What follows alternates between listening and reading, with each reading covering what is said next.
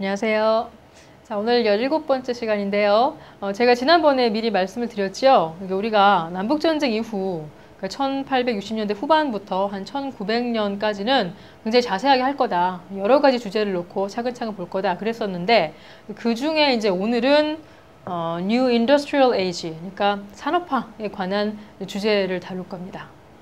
왜 하필 이 시대에 산업화가 급격히 이루어졌느냐. 물론 미국이 산업화가 된 건 훨씬 그 이전이에요. 꾸준히 이제 산업화가 이루어지고 있는데 전쟁을 통해서 이제 북부가 승리하면서 주도권을 확실히 장악을 하고 하나의 통합된 리더십을 가지고 국가적으로 산업화를 추진할 수 있었고 또 뭐 산업화에 방해가 되는 여러 가지 어떤 그 제도라든가 뭐 이런 것을 다 이제는 제거해버렸잖아요. 대표적으로 노예제 같은 거. 그래서 이제는 이제 앞으로 나아가는 일만 남은 거죠. 자, 어떻게 이렇게 급속하게 산업화가 이루어졌는가? 방금 말씀드린 것과 같은 이 정치 상황도 크게 한몫을 했고, 그 밖에 large supply of natural resources. 미국은 복받은 땅이에요. 굉장히 천연자원이 풍부한 그런 땅이에요. 그래서 뭐 철이 필요하다, 뭐 석탄이 필요하다, 바로바로 조달할 수가 있어요. 또 an explosion of inventions. 발명품. 이때쯤 해가지고 patent law. 특허에 관한 법률이 제정이 되거든요. 특허법이라는 것은 발명을 한 사람들에게 그 발명품에 대한 그 지적인 재산권, 저작권 이것을 보장해주는 제도죠. 그러니까 발명 한번 잘만 하면 평생을 막 먹고 살 수 있는 길이 열리겠네? 그래서 막 너도 나도 발명에 동참을 하고 산업화에 필요한 여러 가지 이제 물건들이 등장을 하게 됩니다. 또 growing city population. 그러니까 제일 중요한 거라고 볼 수 있어요. 어떻게 보면. 도시에 이민자들이 막 물밀듯이 들어오면서 도시가 급성장을 하죠. 그러니까 그만큼 소비시장이 탄탄하게 늘어났다는 얘기가 되겠어요. 소비시장이 있으니까 뭔가 괜찮은 물건을 만들면 팔려요. 돈이 돼요. 그러니까 막 돌아가는 거죠. 예, 그렇게 해서 오일 인더스트리가 번영을 하게 되는데요. 오일, 석유, 원유를 우리가 지금 그 석유 하면은 바로 자동차에 넣는 휘발유를 생각을 하는데 그거 말고도 종류가 많아요. 석유에는 1840년에 케로센이라는 그 원유에서 추출하기보다는 정제한 그런 물질이 발견이 됐어요. 이거 우리말로 번역하면 등유예요. 등유. 등불을 밝히는 그런 종류의 석유입니다. 오늘날에도 뭐 이렇게 석유 난로라든가 아니면 보일러 같은 거에 들어가는 기름이 이 기름이에요. 그래서 이 기름이 발견이 되면서 refining industries, 그러니까 석유를 정제하는 거, 정유라고 하죠. 정유 업체들이 활황을 맞게 되죠. 게다가 1859년에는 드레이크라는 사람이 증기기관을 이용해서 그 석유 시추하는 거, 이거를 처음으로 시도를 해서 성공을 했어요. 그래서 그 뒤에는 이제 석유를 많이 뽑아다가 정제를 해다가 팔아서 돈이 되는 그런 시대가 됐죠. 가솔린, 휘발유, 가솔린 차에 넣는 거, 이거는요 처음에는 정제를 해갖고 가솔린은 버렸대요. 그리고 케로센만 돈이 되니까 쓰고. 근데 나중에 이 자동차가 대중화가 되면서 너무너무 귀하신 대접을 받게 된 게 가솔린이죠.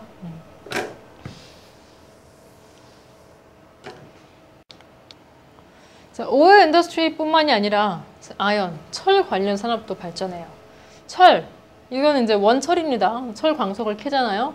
그럼 걔를 스틸, 우리가 주변에서 흔히 볼 수 있는 강철로 만드는 과정이 있어요. 그것을 데시머 프로세스라고 해요. 영국 사람이 만들었어요. 원철에다가 카본을 제거를 하면, 그러니까 탄소를 제거를 하면 강철로 다시 태어나요. 근데 이거 굉장히 단단하고 좋아요. 그래서 이 강철이 생산이 됨으로 해서 이 강철을 가지고서 레일로스, 철도를 놓을 수 있게 됐고요. 또 각종 농기구들을 만들 수가 있게 됐어요. 플로우 쟁기라든가 리퍼, 수확기 같은 거를 만들 수 있게 됐어요. 근데 캔도 만들 수 있게, 뭐 식품을 저장을 보존을 할 수 있게 됐고, 브리지스, 스카이스크래퍼, 브리지는 뭐 다리, 스카이스크래퍼는 고층 빌딩이거든요. 브루클린 브리지 이때 강철로 만들어졌고요. 스카이스크래퍼는 고층 빌딩인데 고층 빌딩이 쓰기 위해서는 골조가 단단해야 되니까 스틸로 인해서 이게 가능해진 거죠. 그래서 철 관련 산업도 이제 활황을 맞습니다. 또 테크놀로지컬 인벤션스들에는 어떤 것이 있나 다들 아실 텐데 정리만 해볼게요. 토마스 에디슨 너무나 많은 발명을 했지만 그 중에서도 중요한 거 전기. 나중에 전력 발전소를 만들기도 하고요. 그 다음에 라이트 벌브 전구. 밤에도 일할 수 있게 됐어요. 포노그래프. 이제는 음악을 연주회장에 안 가도 집에서 축음기로 들을 수가 있어요. 뭐 그 밖에 너무나 많은 발명품들을 남겼고요. 그 다음에 이 사람은 조금 낯서실 텐데 크리스토퍼 슐스라는 사람이 있어요. 이 사람은요 타이프라이터를 고안을 했어요. 그 전까지는 뭐 책이야 뭐 그 활판으로 인쇄를 하겠지만 다 일일이 써야 되는데 이제는 문서를 그럴듯하게 만들 수 있게 됐어요. 빨리 만들 수 있게 됐어요. 지금 우리가 생각할 때 이거는 너무너무 아무것도 아니잖아요. 우리는 뭐 컴퓨터를 일상화해서 살고 있으니까. 근데 이 당시에 타이프라이터라는 것은 정말 그 지식계의 엄청난 혁명입니다. 뭐 구텐베르크의 활판 인쇄를 뭐 그만큼은 아니겠지만 하여튼 굉장히 큰 어떤 전환을 가져왔어요. 또 알렉산더 그레이엄 벨과 토마스 왓슨의 전신 점화의 발명 기억해 두시고요. 이게 전부 같은 시대에 쏟아졌다는 것은 역시 뭔가 그럴 수 있을 만한 사회적인 조건이 무르익었다는 것이죠. 그 조건이 뭐였습니까? 미국이 이제 산업화 시대를 맞았고 페이턴트 로우를 제정을 했다는 것이죠. 자, 미국의 산업화에 혁혁한 공로를 세운 것이 바로 철도입니다. 철도. 어느 나라든지 마찬가지인데 미국도 그랬어요. 자, 미국의 철도는 처음에 이제 뉴욕에서 시작해서 서부로 조그맣게 하나 놓였다가 그 뒤에 계속 가지를 쳐서 점점 발전을 하게 되죠. 그 중에서도 최초의 대륙 횡단철도가 1867년에 착공해서 69년에 완공을 봐요. 대륙 횡단 무슨 의미냐면요. 그때까지 동쪽 도시들에서 중서부로 가는 거는 있었어요. 서쪽에 캘리포니아 이쪽에도 있어요. 근데 문제는 중간에 로키 산맥 있잖아요. 그래서 이거를 건너서 있는 게 대공사란 말이에요. 그래서 지금 보시면 이게 아마 그 유니언 퍼시픽사에서 세운 철도일 텐데요. 동쪽에서는 네브라스카에서 이렇게 왔고 서쪽에서는 캘리포니아에서 이렇게 와가지고 여기서 지금 만난 거예요. 악수하고 있죠? 마지막 딱 그 못을 박는 그런 조인식이죠.